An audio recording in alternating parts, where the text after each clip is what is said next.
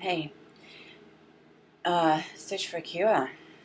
Cure for fibromyalgia, cure for fatness, cure for old age, looking like crap, feeling like crap, looking at 20-year-olds thinking, oh my God, I used to be able to run like that. I used to be able to feel like that. So I have fibromyalgia, and now the doctor's telling me that I could have lupus. I'm 45 years old. I have a 25-year-old daughter who looks like a goddess, and I look at her and think, what the hell ever happened to me? So my search for a cure, over the last couple of years, I've tried a number of different diet plans. And I've also tried doctor's advice.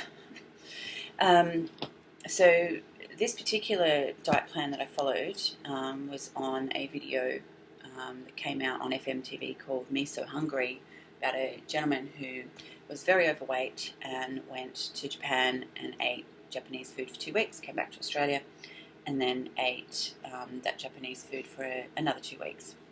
10 weeks. He lost 24 kilos, his triglycerides went down, his cholesterol was great, he looked great, he felt great, felt younger, he said. So I thought, okay, well, I'm going to give that a go. So needless to say that the Miso Hungry diet for me lasted about 2 weeks.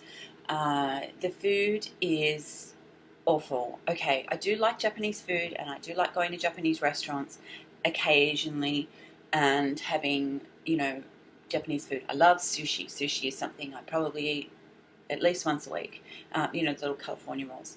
But eating Japanese food all the time, in particular, I also researched the Okinawa diet because they are the longest living people and supposed to be the healthiest people on the planet. So they eat things like bitter melon. Now, if you've never had bitter melon, my advice to you would be don't, because it is the most bitter thing I have ever put in my mouth. It was horrible. I ended up marinating it in soy sauce and gluten-free soy sauce and honey, and let it kind of marinate for ages, and then tried it. No, I still couldn't do it. No, sorry, it was awful. That basically went in the bin. There was a couple of products that I just couldn't face, and in the video you see him quite cheerfully munching down on these things, and you think, oh, okay, maybe it can't be that bad.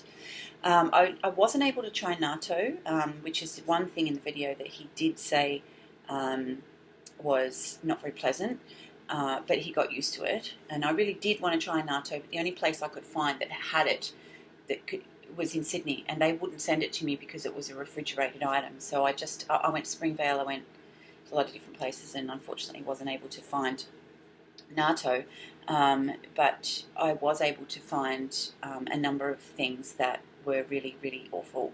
I tried mackerel. I'd never had that before, and it wasn't too bad, but I'm not going to go racing down to the supermarket to buy mackerel ever again. It was fairly ordinary.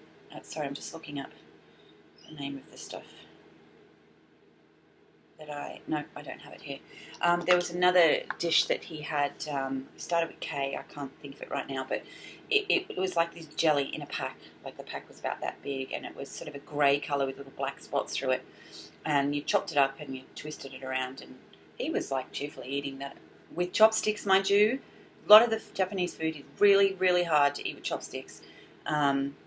So I tried that and nearly barfed on the spot. It tasted like, I don't even know, it smelled like Springvale. Actually, no, it smelled like a sewage drain is what it smelled like near the sea. It was horrible. Yeah. Again, soaked it in soy and honey, and thinking, okay, well, we'll try and spice it up a bit. I couldn't even stomach it. I couldn't even bring myself to actually eat anymore. So that went in the bin. So that was $20 down the drain. So that didn't work either. But I did kind of stick to it. I had miso, and then of course I'm eating miso for 3 or 4 days. My fibro is getting worse, and I'm thinking, what is going on? This Japanese diet is supposed to be clean, and it's not really agreeing with me. And then I find out that miso has grain in it, which makes it not gluten-free. So I ended up, God, I had to search everywhere. I found some gluten-free miso, which, do you know what, to be honest, I still haven't been able to bring myself to open it. So, you know, I did my best. A lot of the pickled vegetables I wasn't able to eat because my doctor told me not to eat sulfur and radishes and a few other things that they have pickled were I wasn't able to do it. And also a lot of their food, at least here in Australia, the packaged food, because, you know, I mean, I'm not living in Okinawa. I can't just go and pull it up out of the garden, can I? So a lot of the food was actually had lots of preservatives in it. And like daikon, I found this big, long, yellow-looking thing that, yeah, it turned out it was a radish of some description, so I couldn't eat that.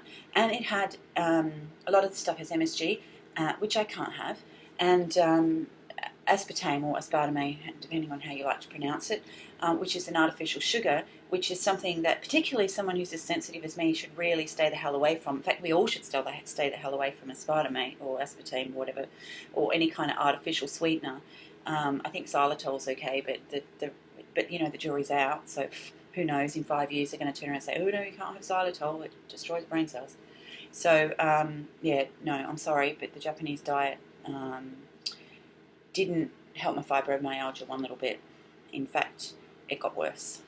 But the movie, Miso Hungry, is definitely worth a look. And, you know, if you don't have fibromyalgia and you know, you're a healthy individual, like my husband, he loved the food. He thrived on it. He felt fantastic.